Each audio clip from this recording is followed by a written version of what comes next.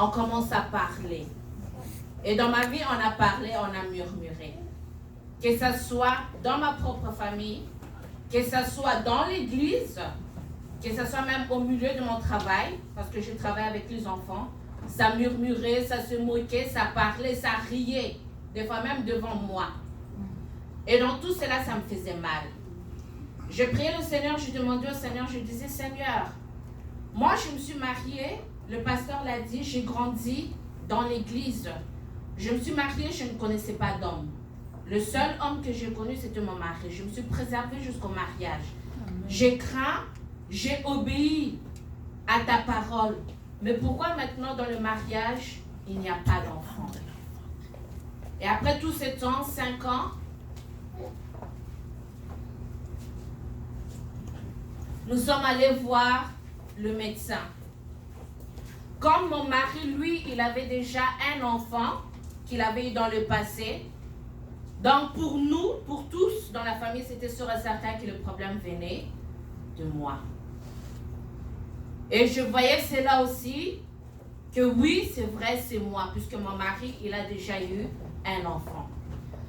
Nous sommes allés voir le médecin, et avec tous les examens, les tests qui se sont faits, les résultats sont sortis que ce n'était pas moi le problème, mais que c'était mon mari qui avait un problème et que cela datait de depuis longtemps.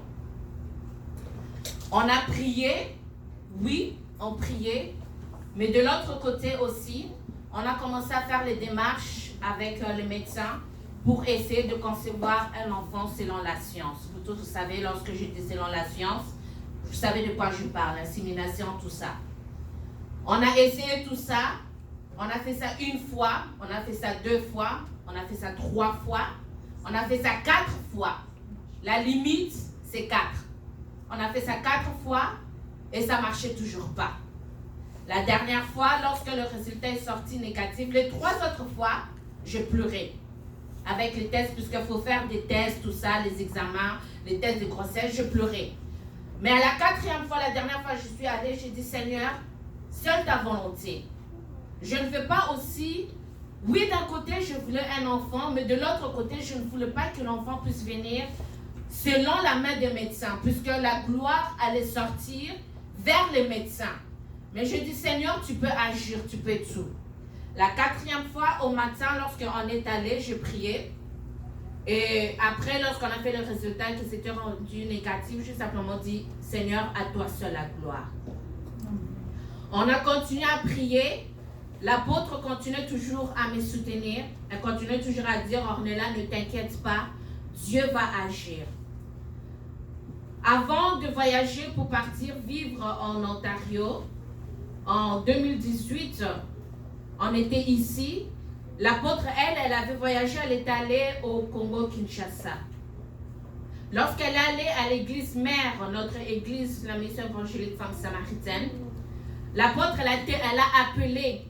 Elle a dit, Ornella, je t'envoie une photo d'une femme que lors de son dernier voyage, la femme avait aussi un problème de stérilité pendant 2 ans. Le pasteur avait prié pour elle. Et lorsque le pasteur était revenu au Canada, la femme était restée tombée enceinte et elle avait accouché. Et lorsque l'apôtre était parti en 2018, la femme était venue présenter l'enfant à l'apôtre pour que l'apôtre puisse prier pour elle. Donc l'apôtre, pendant le culte qu'on priait ici, l'apôtre allait envoyer les photos de cette femme avec son enfant. Elle m'a dit, Ornella, présente cette photo à l'église, rends témoignage de la gloire que Dieu a fait. J'ai regardé la photo, je me suis levée, je présentais à l'église comme témoignage. Mais même si je présentais à l'église, au fond de moi, j'ai murmuré. J'ai dit, en lingala, on va dire, Nzambe yango wana, abiki sabaka kabaki. Il agit simplement avec d'autres, mais en moi, il n'agit pas.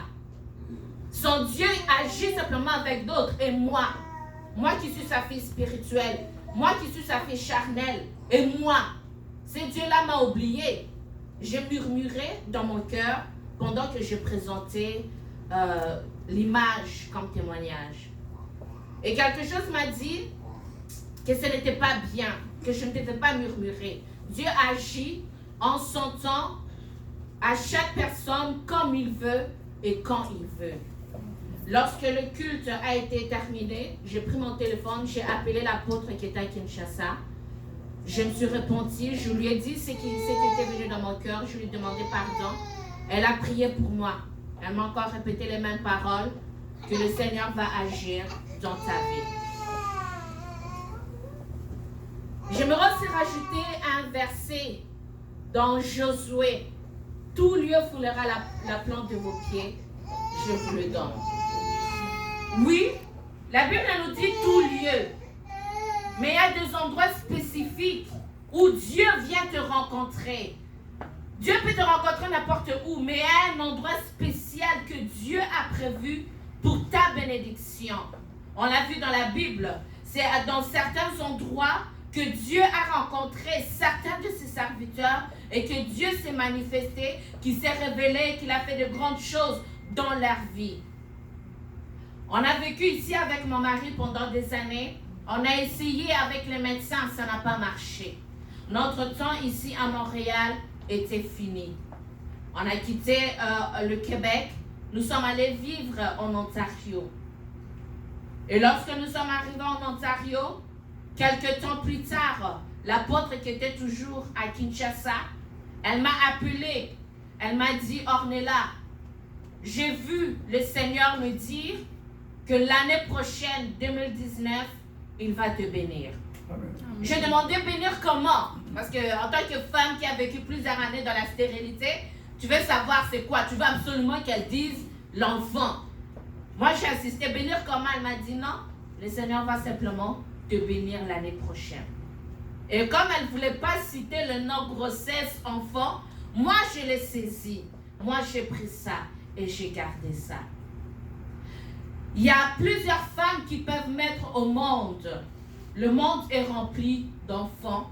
Vous et moi, nous sommes ceux que nos mères, nos grands-mères, nos arrières, ils étaient tombés enceintes, ils ont mis au monde. Beaucoup de femmes peuvent se lever que dire que moi, aujourd'hui, si je décide, pendant mes périodes aujourd'hui, je tombe enceinte. Il y en a certains qui peuvent arriver, mais il y en a d'autres qui ne vont pas arriver. Comme je l'ai dit dans le livre de 1 Samuel, Dieu avait rendu Anne stérile. Et il y a certaines personnes que Dieu met à part. Non pas simplement pour rendre la gloire au diable, mais pour la gloire de l'Éternel. Parce que lorsque Dieu met à part, c'est pour marquer sa différence, pour montrer qu'il est Dieu.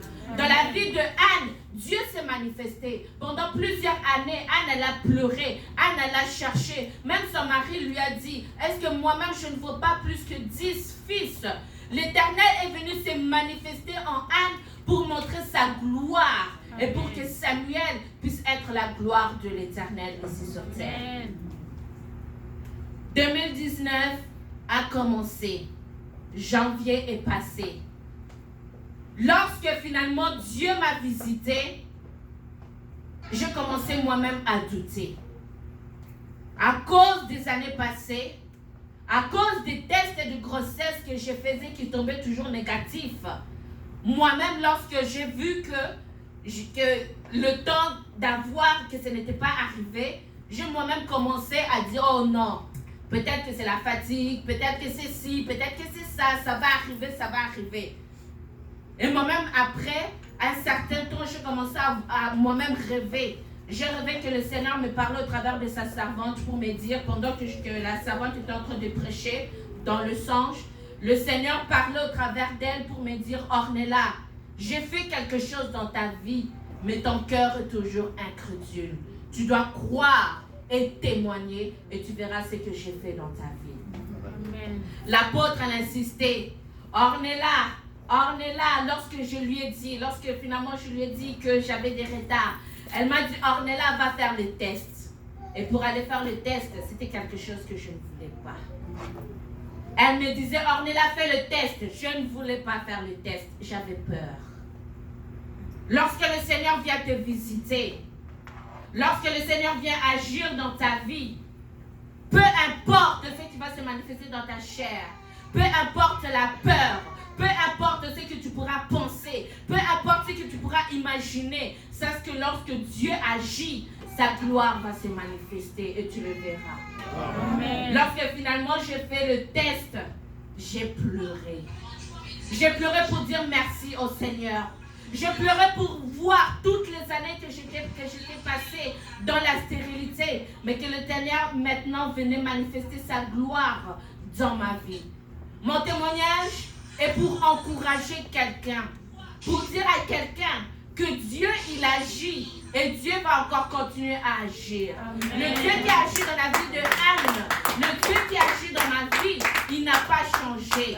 Il sait qu'il a fait, il le fera aussi dans ta vie. Peut-être que toi, ce n'est pas un problème de stérilité. Peut-être que c'est un autre problème. Peut-être que c'est une autre situation, une autre épreuve que tu es en train de vivre. Mais peu importe l'épreuve que tu es en train de passer, Dieu va se manifester dans ta vie. Amen. Mais il te faut à toi d'être au lieu et au moment que Dieu veut que tu puisses être. Alléluia. Amen. La sœur Ruth l'avait chanté tout à l'heure. Elle a chanté tout à l'heure que je viens proclamer la gloire de l'Éternel. Lorsqu'elle a mis cette chanson, j'étais là en train de chanter avec mon fils. Oui, je proclame que toi, tu es le témoignage vivant que Dieu m'a donné. La Bible nous dit ils l'ont vaincu à cause du sang de l'agneau et de la parole de leur témoignage.